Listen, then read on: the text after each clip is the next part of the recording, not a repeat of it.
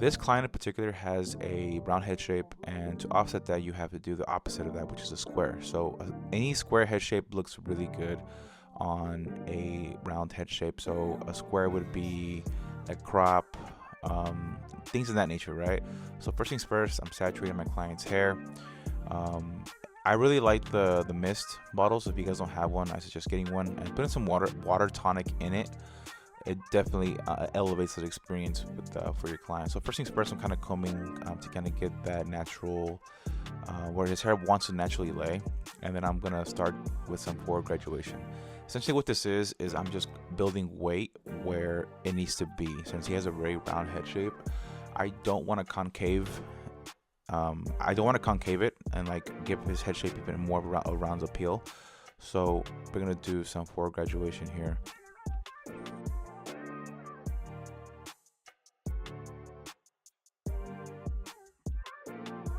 One of the key things you want to remember when you're doing forward graduation is comb in the direction that your client's hair wants to lay. So this is a perfect example of that. And when you actually check it, you can see the blend within that graduation, right? So it starts from shortest to longest, and there's no an excess weight in that area. So right here, I'm just kind of following my guideline that I already set, and cutting in a forward motion. You'll see right here with the comb, I'll check it and I'll comb it forward. Anything that sticks out, so it should look like this once you're done. Like it should look like this. It can use a little bit more, but now moving on to the top. I see a lot of barbers making the same mistake when trimming the top, and it's really simple. Just start with the profile section, do the mohawk section, and use that as a guide. Like that's literally as simple as that.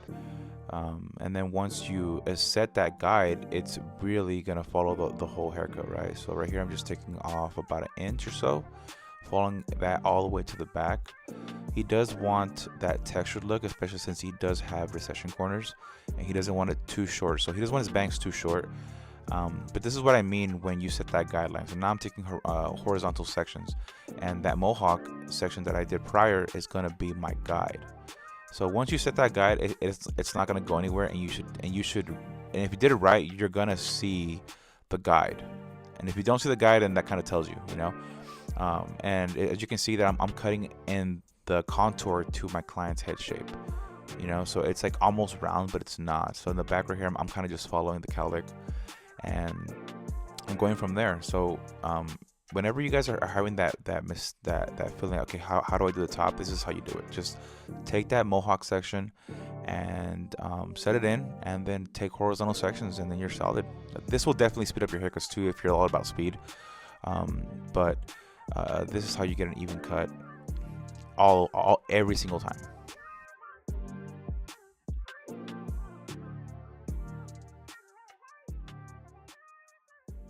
Right here, you can really see the roundness of my client's head shape and why I chose to do a crop. And he's been wanting to do a crop for a while, but right here is a perfect example of doing a square shape compared to his actual head shape, and it goes really well in my opinion. So something to remember when you're doing forward graduation is take diagonal sections. Take diagonal sections because once you start doing it, you're literally gonna see the weight build up. Okay, so remember that. So what everyone's been waiting for, this is my fade technique. So when I'm doing a drop fade, a mid drop fade, I like to do it as a low fade first, because that gives me extra room for error and extra room for detailing, if I'm being honest with you. So when you're doing a drop fade like this, you're going to want to drop it all the way to the back and use a soft trimmer too, because a lot of barbers ask me, how do I get that guideline out? How do I get that guideline out? Well, you're going to get it out with the tool that you use prior, right? That's the only thing that's going to get it out, you know. So here I'm just following that guideline all the way through. I like to outline all of my C cups and everything before I even start fading, because that allows me to give not to fade too much into the C cups, because he already has light C cups as it is. So when you line them up, you kind of see where you're not supposed to blend, you know. So that's another tip I can give you guys is line up your C cups first and then start to blend. So right here, I'm gonna start blending with my Stylecraft Savers. These are wonderful, wonderful clippers. I recommend these if you're a beginner, the pro, it doesn't matter, you know. These are really good clippers. The only thing I don't like about them is that they're not that strong. They do have a brushless motor, so they're not really built for bulk, but but for blending, they are amazing. So back to the blend. So right here, I'm doing a stretch fade. So I'm flicking out as hard as I can, and I did my guideline a little bit higher than a finger width, just because, like I said before, I did drop it down lower than what I was supposed to, because this is a mid fade. So moving on with the 2 guard, I close it all the way, and I'm keeping the same motion, right? You want to focus on that C motion when you're flicking out, and be sure that you don't snatch your client's crown. And what I mean by that is, be very cautious where you're cutting when you're doing this technique, because you don't want to snatch your client's crown and then it look like a toupee, right? Like, this is what it should look like, okay? Like, you can see where I'm not trying to cut because I really don't want to snatch my client's crown, especially on this side.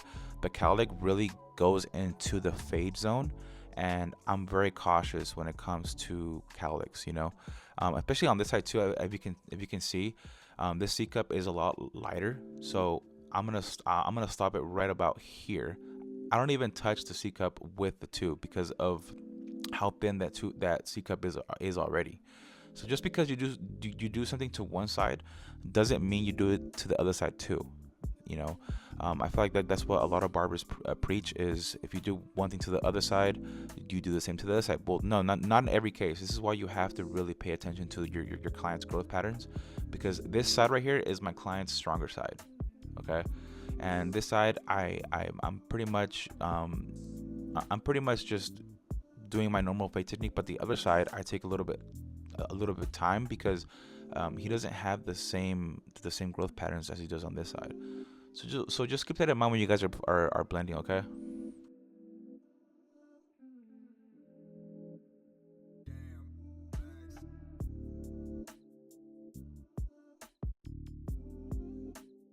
So prior to this, I did take out the line with the tool that I put this guideline in, and now I'm just fading up with my Stylecraft Savers. I'm using the lever play with going up notch by notch. This is one of the things I love about these newer clippers. They have the notches, so you kind of know exactly where you are the whole time you're blending in. So be aware where you're actually blending to, especially with fades like this, because you don't want to keep pushing that fade up, right? So it's important to know where exactly you are when you're fading up. So now I am all the way open, and I'm just using my corners. I'm not using the whole blade, just because I'm not trying to create more guidelines. So keep in mind, guys, notch by notch, and if you need to, go down and the notches if you need to.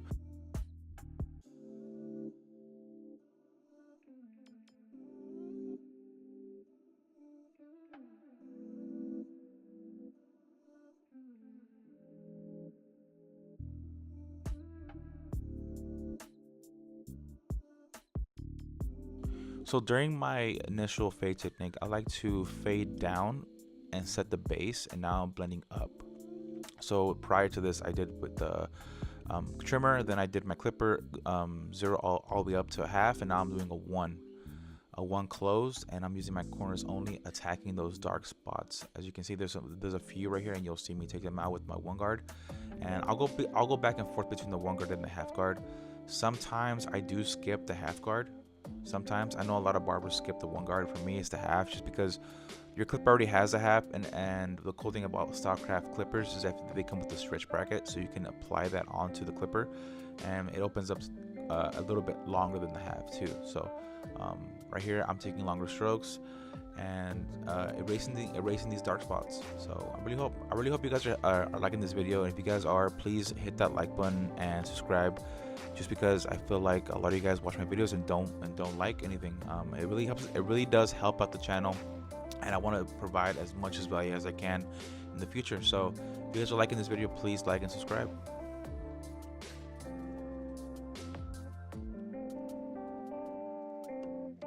So right here, I am outlining all of my lines with my razor. Nothing will ever get closer than the razor. Like none of my trimmers are zero gapped. Actually, I have maybe one or two, but for the most part, I really don't like using zero gapped clippers or trimmers. I mean, just because I don't want to irritate my client's skin. So right here is one of my favorite techniques, especially for crops, is scissor over comb. I like using this technique because it allows me to control every single hair that's being cut and every single stroke. With the clipper over comb, it's cool if you want to go for speed and if you want to remove bulk quickly, but I'm not trying to remove bulk quickly. I'm trying to control where I'm cutting and where I'm building weight at.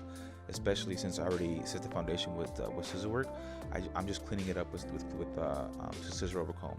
I do feel like if you're gonna do clipper over comb on this area, be very careful, okay? Because the clipper does cut really fast compared to the scissor over comb for obvious reasons, you know. The way I like to look at it is when you're driving an automatic car, the transmission is doing all the gear shifting for you, right? That's an automatic car. The way I see scissor over comb is it's like you're driving a stick shift car. You're controlling every single revolution, every single gear. Very similar, right? If that's the best way that I can describe it. So I really hope this helps, honestly. So we're still with the scissors, and this technique is called point cutting. Very similar to using the corners of your blade with the clipper, but this is more precise. Right here, I'm just attacking these little dark spots, making the blend and the transition look more seamless. It's a very good technique to do, especially on thick coarse hair like this, because you really want to preserve the contrast. You know, the lightest to darkest is what's gonna make this haircut pop. So try that technique and let me know what you guys think in the comments.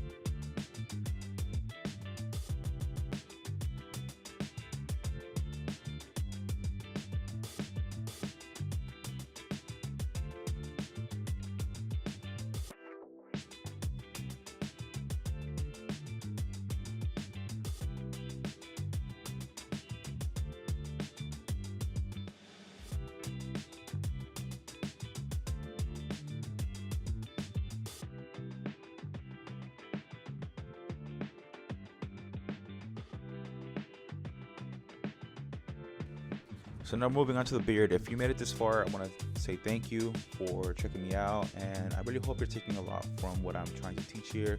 So now moving on to the beard. So when you're doing the neckline, you want to put 2 fingers on the Adam's apple, and whatever you see underneath those 2 fingers is what you're going to cut. That will give you an even and more symmetrical cut every single time. My client Nick here, he doesn't really like the scruffy beard, and I always tell him, like, bro, you have a great beard, let it grow out. But he says no. So every single time he comes in, I do a 1.5 on the base, and on the chin I'll do like a 2. That gives it that more symmetrical look opposed to having it all one length, especially when I'm blending in on the sideburns. It definitely helps a lot to give him that nice chiseled look that he's looking for, that clean look that he's looking for. And it definitely lasts longer because beards, they grow back literally the next day. Beards will always grow back the next day, and I think this is why he wants to keep it relatively short, especially around the holidays, you know. So right here I'm using a 1.5, kind of just going around the cowlicks and making sure everything is a nice and even cut.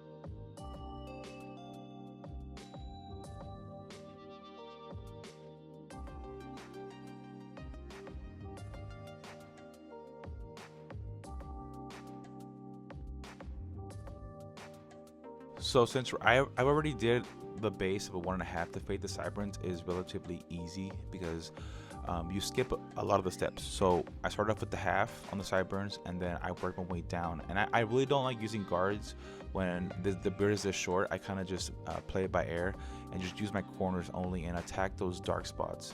You got to understand, with beard hair, it's completely different than the scalp. There is less hair per square inch on the beard, on the face I mean.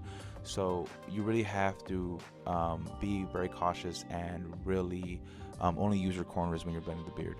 So this is probably why your blends aren't coming out right. Like, you really have to take that in consideration, right? So I really hope this helps.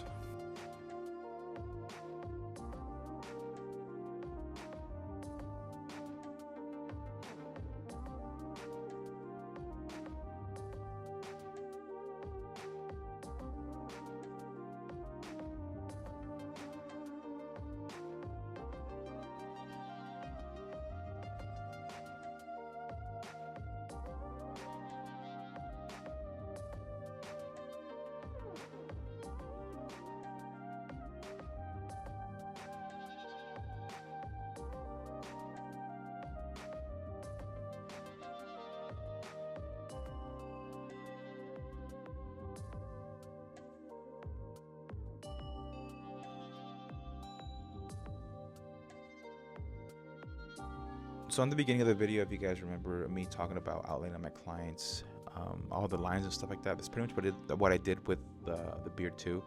I like to keep it right at the mustache level. So be sure that you're pulling the skin as tight as you can, especially with thick coarse hair like this. You really want to minimize the chances of skin irritation, and use a very light hand. So as you can see right here, I'm just pulling the skin as much as I can. I'm very close to his eye, as you can see, but he knows that. And be very communicative with your clients and ask him, does this burn? Is it causing any discomfort? Because clients aren't going to tell you. That's the sad reality, that clients are just modest. They're not going to tell you that, hey bro, that hurts. You know, you really have to see body language and their facial expressions, because clients aren't going to tell you, you know. And you always want to take drastic measures, especially when you're putting a blade into your client's face. Always put some kind of shaving gel, shaving cream, whatever, at least some kind of hydration to the skin, because you really don't want to irritate your client's skin. You're gonna hear me say that a lot for all my beard videos, because I really don't like the skin, because I have a beard too, and it's so uncomfortable and it fucking sucks. So right here, I'm just trimming down my client's mustache. This is the first thing that I noticed that clients complain about when they come to me about their beard, and I know what they're talking about. This area tends to be the first that grows back the quickest, and it's so irritating. So always do like a one open on the mustache, depending on the client too. Be very communicative. Ask him how short does he want the mustache, because a lot of clients actually like the overhang. Be surprised, but always be communicative. All right, guys. So if you guys are liking this video, please don't forget to like and subscribe. I'm really trying my best here to provide some value for you guys, you know. So for the beard pencil, it's completely optional. I know a lot of people have their own thoughts on it, but to me, I feel like if you used right, it can actually make your haircuts pop even more. Like, to me, for example, I take photos and stuff like that, and I always show my client what it looks like prior. Like, I'm not just gonna, you know, cover up my mistakes with it. Like, that's not what enhancements are for, because this is considered an enhancement. So my mindset behind this is what I know now.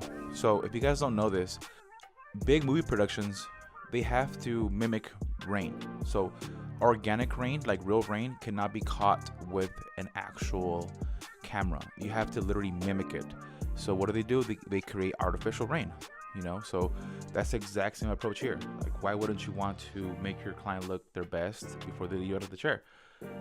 But yeah, guys, that's my philosophy behind the barber pencil. I really hope that can help you guys and ease your mind on enhancements. They're not what you think they are, and they're definitely here to stay. So here is the final result, and let me know what you guys think in the comments if this was helpful. What other haircuts would you like me to perform and to show you guys? I'm really going all in on this education thing. because I really want to help you guys. So let me know what you guys think in the comments down below. Please subscribe, please like, please share with your friends, and I will see you guys on the next one.